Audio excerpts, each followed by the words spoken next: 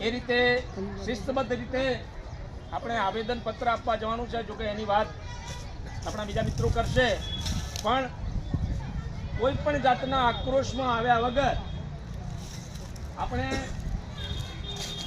18 વર્ણને સાથે રાખીને જે કોઈ